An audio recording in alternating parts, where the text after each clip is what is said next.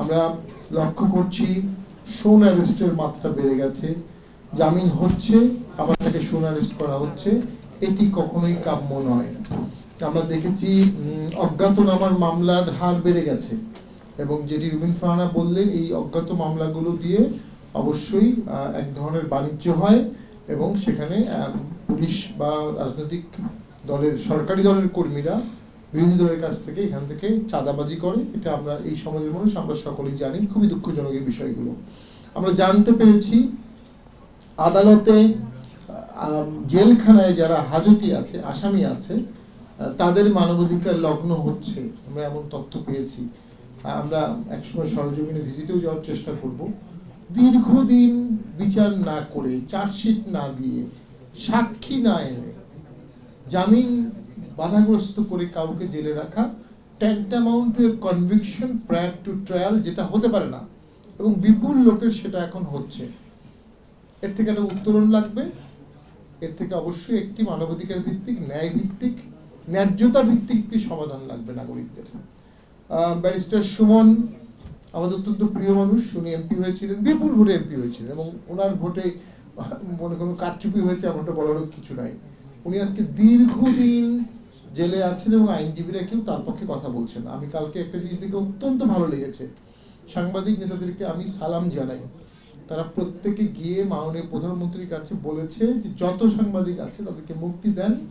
সে কোন দলের এটা কিন্তু তারা দেখেনি, কিন্তু আমাদের আইনজীবীদের মধ্যে আমরা এই বিষয়টির ঘাটতি দেখতে পাচ্ছি। আমাদের আইনজীবী নেতারা কি একটি লিস্ট নিয়ে যেতে পারেন না যে আমরা আমাদের এই পরিমাণ আইনজীবী এখন জেলে আছে, তাদের জামিন দেওয়া হোক, মুক্তি দেওয়া হোক। আমরা দেখেছি বিচার বিভাগকে কুক্ষিগত করে তাদেরকে জামিন দেওয়ার পথটা বন্ধ করে দেওয়া হচ্ছে, এবং জেল গেটে যখন বের হয়, বাণিজ্যটা ওখানেও হয়। জামিন হয়ে গেছে আপনার, এখন আপনি বের হয়ে যাবেন, বের হওয়ার মুহূর্তে আপনার পরিবারের কাছে অর্থ দাবি করা হবে। যদি আপনি অর্থ দেন তাহলে আপনি হয়তো জেল গেট থেকে বের হয়ে যাবেন, না হলে আপনাকে আরেকটি মামলায় শোন অ্যারেস্ট করবে। Flag and violation of human rights, একদমই কাম্য না। এটা হচ্ছে অজ্ঞাতনামা মামলার ক্ষেত্রেও হচ্ছে। যে সমস্ত মামলাগুলো গত 2 বছর 3 বছরে হয়েছে, আমি মনে করি এই মামলাগুলোর মধ্যে কোটি কয়েক মামলা জেনুইন, এগুলো রেখে বাকি সমস্ত মামলা প্রত্যাহার করে ফেলা উচিত। এগুলো মানবাধিকারের ভায়োলেশনের অধিক্ষেত্র হতে যাচ্ছে, হচ্ছে।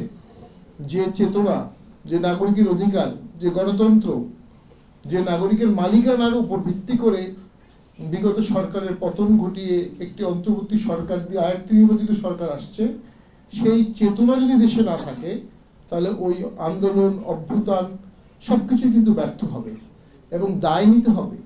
যারা এগুলো করছেন তাদেরকে দায় নিতে হবে, কেউ দায়হীনভাবে থাকবে না। গত 6 বছর 5 বছরের অভিজ্ঞতা থেকে আমরা বলি দায়হীন কেউ থাকবে না। হামের ব্যাপারে আমরা জানতে পেরেছি সেই সময় গভর্নমেন্টের তীব্র গাফিলতি ছিল, বর্তমান সরকারের চিকিৎসার গাফিলতি আছে, এবং কোঅর্ডিনেশনের অভাব আছে। হামে আক্রান্ত প্রত্যেক পরিবারকে কোটি কোটি টাকা ক্ষতিপূরণ দিতে হবে, এটা আমরা দাবি জানাচ্ছি। আমরা মনে করি এই সংস্থা থেকে আজকে দাবি জানাচ্ছি, আমরা মনে করি সুপ্রিম কোর্টে অতি সত্বর 100 জন দক্ষ বিচারপতি নিয়োগ দেওয়া প্রয়োজন। 1996 সালে আমাদের যে পরিমাণ বিচারপতি ছিল, এখনো সেই পরিমাণ বিচারপতি আছে। অধস্তন আদালতে আজ থেকে 10 বছর আগে বলা হয়েছিল 3000 বিচারপতি নিয়োগ দিতে হবে, সেটা এখন পর্যন্ত হয়নি। অতি দ্রুত ধাপে ধাপে অধস্তন আদালতে 3000 নতুন বিচারক নিয়োগ দিতে হবে।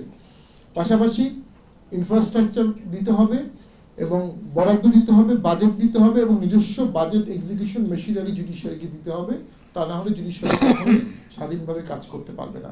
এই সংস্থা থেকে আমরা ধারাবাহিকভাবে বিভিন্ন ইস্যু ভিত্তিক কাজ করব। আর্টিফিশিয়াল ইন্টেলিজেন্স এবং ল প্র্যাকটিস এবং কোর্ট সিস্টেম, এটা সারা পৃথিবীতে অনেক এগিয়ে গেছে, অনেক ইম্প্যাক্ট করছে। আমরা এখন এই বিষয়ে চিন্তা ভাবনা করিনি। হামিদুল মির্জা ভাই এই বিষয়ে অনেক কাজ করছেন, এটাতে আমরা অনেক প্রস্তাবনা রাখবো, নিজেদের ইকুইপড করব। আমরা পাশাপাশি মনে করি মিডিয়ার সাথে আমরা কিভাবে সম্পর্ক রাখবো আইনজীবীদের, সেটা আমাদের ভবিষ্যৎ কাম্য হবে। রাজনীতিবিদদের সাথে আমরা যদিও একটা অরাজনৈতিক সংগঠন হব, কিন্তু আমরা রাজনীতিবিদদের বাদ দিয়ে সংগঠন করবো, ব্যাপারটা অবশ্যই তা না। এটা আমরা দুজনই রাজনীতি করি, দুজনই আবার অরাজনৈতিক সংগঠন করতে যাচ্ছি। এটা কারণ আমরা মনে করি রাজনীতিবিদকে ভিন্নভাবে দেখার কিছু নাই, রাজনীতিও মানবাধিকারের জন্যই। রাজনীতিবিদদেরও সবচেয়ে বেশি মানবাধিকার প্রয়োজন হয়, বিচারপতিদের মানবাধিকার দরকার হয় প্রচুর। তো আমার বক্তব্য দীর্ঘায়িত করবো না, একটা উদাহরণ দিয়ে বলি। যখন ইফতেখার সাহেব পাকিস্তানে যখন মার্শাল ল জারি হলো এবং সকল বিচারপতিকে বলা হলো ওই মার্শাল লতে শপথ নিতে হবে, অনেকে ডিনাই করলেন। ইভেনচুয়ালি এনফোর্স ডিসঅ্যাপিয়ারেন্স কেস নিয়ে ইফতেখার সাহেবের সাথে পারভেজ মোশাররফের দ্বন্দ্ব হলো। এটা লয়াররাই কিন্তু পারভেজ মোশাররফকে পাকিস্তান থেকে বিদায় করেছে এবং ইফতেখার সাহেবের ডিগনিটি বজায় রেখেছে। সো লয়ারদের সমাজ গঠনের রোলটা অসাধারণ, সেটা আমরা পালন করব। আপনাদের সবাইকে ধন্যবাদ। আমাদের যাত্রা শুরু হলো, আমরা আপনাদের সকলের সহযোগিতা চাই। আপনাদের সকলের সহযোগিতায় একটা অনবদ্য সংগঠন